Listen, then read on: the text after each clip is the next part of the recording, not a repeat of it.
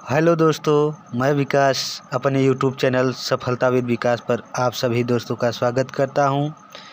आज आप सभी के लिए लाया हूं समतल दर्पण द्वारा प्रतिबिंबों की संख्या ज्ञात करना।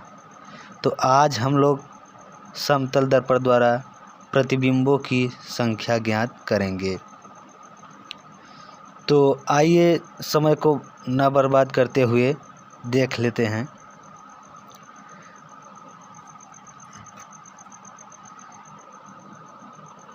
तो जैसे ऊपर लिखा है समतल दर्पण द्वारा प्रतिबिंबों की संख्या ज्ञात करना।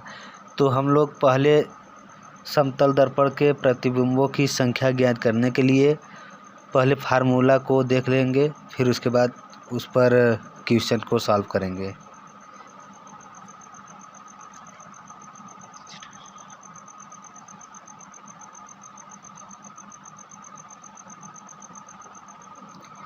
तो आइए देख लेते हैं कि समतल दर्पण के प्रतिबिंबों की संख्या ज्ञात करने के लिए कौन सा फार्मूला लगता है, क्या होता है। तो यदि कोई समतल दर्पण यदि दो समतल दर्पण को एक दूसरे से थीटा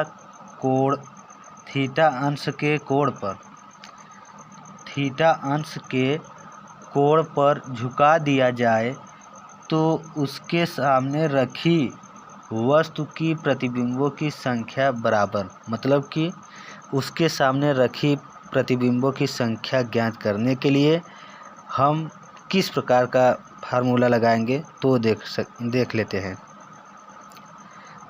एक बार फिर से देख लीजिए शुरू से कि यदि दो समतल दर्पण को एक दूसरे से थीटा अंश के कोण पर झुका दिया जाए तो उसके सामने रखी वस्तु के प्रतिबिंबों की संख्या बराबर। यह संख्या ज्ञात करने के लिए फार्मूला n बराबर 360/थीटा माइनस 1, n बराबर 360/थीटा माइनस 1। ये सम के लिए है, जब प्रतिबिंबों की संख्या सम में आए तब ये मतलब, और विषम के लिए 360/थीटा, मतलब कि प्रतिबिंबों की संख्या कभी भी सम में नहीं होती है। प्रतिबिंबों की संख्या कभी भी सम में नहीं होती है, वो विषम में ही होती है। इसलिए हम जब सम संख्या में आती है तो उसमें से -1 कम कर देते हैं, मतलब 1 घटा देते हैं, और जब सम नहीं आती है तो उसमें से हम 1 नहीं घटाते हैं। आइए देख लेते हैं क्वेश्चन।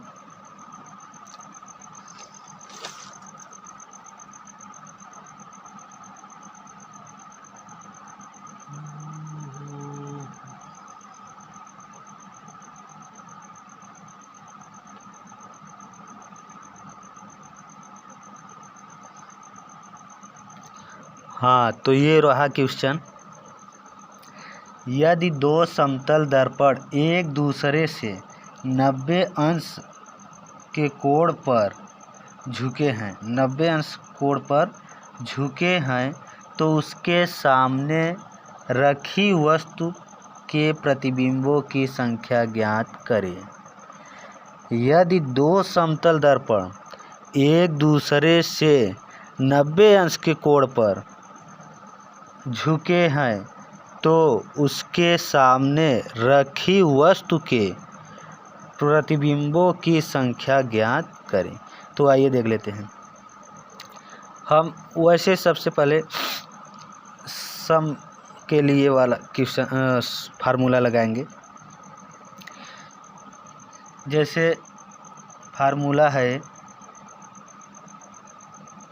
n बराबर 360/थीटा माइनस 1।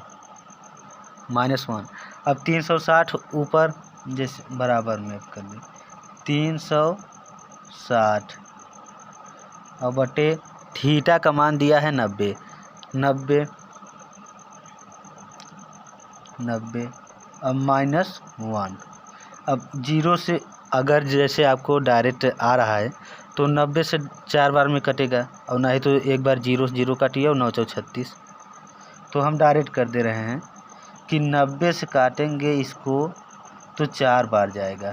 कितना? 4 बार। और माइनस यहाँ मतलब बराबर 4 - 1 बराबर 3। आंसर आ गया। मतलब कि जब दो समतल दर्पण एक दूसरे से 90 अंश के कोण पर झुके हों तो उसके सामने रखी वस्तु की प्रतिबिंबों की संख्या कितना होगी? 3। उसके सामने रखी प्रतिबिंबों की संख्या 3 होगी। 3 समझ में आया? तो अच्छा, कोई लोग कहेंगे कि जैसे क्या कहते हैं कि हम कैसे समझेंगे कि यहाँ 360/θ लगाना है या -1 वाला लगाना है या नहीं, विषम वाला ही फार्मूला लगाना है। तो आपको जब समझ में नहीं आए तो आप यही फार्मूला लगा दीजिएगा। यदि लास्ट में सम आ रहा है तो उसमें से -1 कम कर देना। यदि लास्ट में सम नहीं आ रहा है तो -1 मत करना। जैसे अगले क्वेश्चन में देख लेते हैं।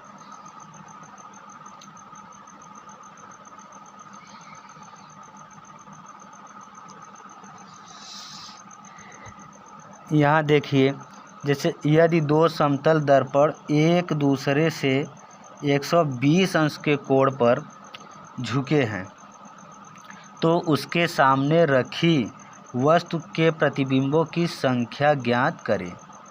तो हम कैसे समझेंगे? जैसे यहाँ डायरेक्ट यदि 120 देख लिए तो 120 मतलब ये किसका मान है? थीटा का मान है। थीटा मतलब नीचे 360/θ होता है। तो 360 में 120 का आप भाग करेंगे तो 3 आएगा। तो इसका मतलब ये प्रतिबिंबों की संख्या 3 आ रहा है। तो ये 3 क्या है? विषम है। तो इसमें से हम 1 नहीं घटाएंगे, अर्थात हम विषम वाला फार्मूला लगाएंगे। जैसे देख लेते हैं, जैसे n बराबर 360/θ इसी फार्मूला से लगाएंगे। देखिए 360 तो ऐसे ही रहेगा और थीटा का मान दिया है 120। 120 से अगर आपको नहीं समझ में आ रहा है तो पहले 0 से 0 कर लीजिए, फिर बार 3 36, और वैसे तो डायरेक्ट 120 से 3 बार जाएगा। 120 से काटेंगे तो ये हो जाएगा 3, अर्थात n बराबर 3। तो ये 3 आ गया, तो इसमें से 1 नहीं घटाना है। आप फार्मूला चाहे एक ही याद करिए, लेकिन इतना ज़रूर ध्यान दीजिएगा कि n बराबर हमेशा विषम में होगा, क्योंकि प्रतिबिंबों की संख्या हमेशा विषम में होती है। तो एक क्वेश्चन और देख लीजिए थोड़ा।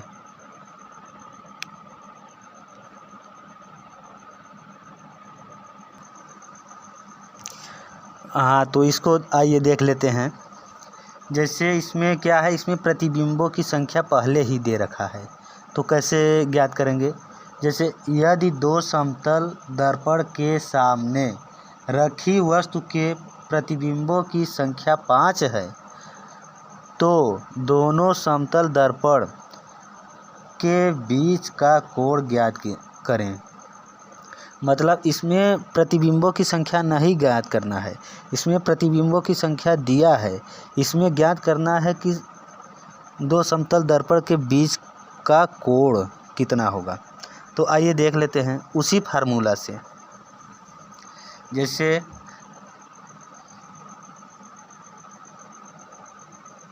n बराबर 360/θ -1।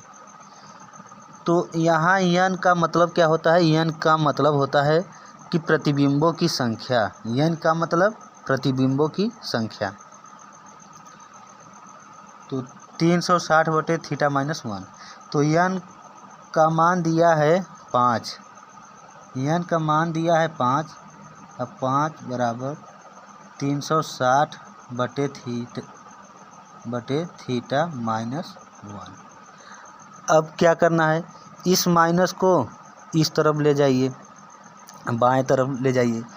तो जब बाएं तरफ ले जाएंगे तो -1 है वो +1 हो जाएगा, +1। तो 5 यहाँ देख लीजिए, 5 और ये +1 और 360 बटे थीटा। अब यहाँ क्या हो जाएगा, यहाँ हो जाएगा 6 बराबर 360 बटे थीटा।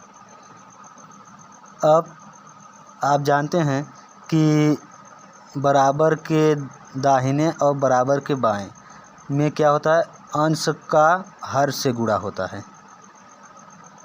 जैसे अब थीटा का गुणा 6 से करेंगे तो 6 थीटा हो जाएगा। और फिर इसमें भाग देंगे, सॉरी फिर से देख लेते हैं। जैसे कि जब दोनों बराबर रहता है तो अंश का अंश में भाग होता है, और बराबर के समय अंश का अंश में भाग होता है और हर का अंश में गुणा होता है। तो हम डायरेक्ट जैसे कि अंश थीटा का गुणा करेंगे, यहाँ 6 होगा, 6 थीटा होगा। जैसे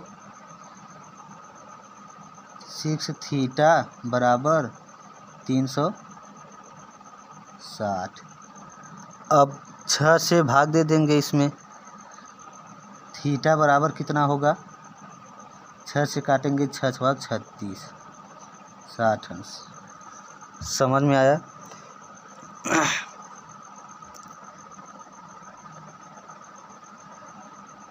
आई होप आप लोगों को समझ में आ गया होगा। यदि आप लोग को समझ में आया हो तो एक लाइक ज़रूर कर देना, और इसी प्रकार का वीडियो पाने के लिए चैनल को सब्सक्राइब कर लीजिए। धन्यवाद।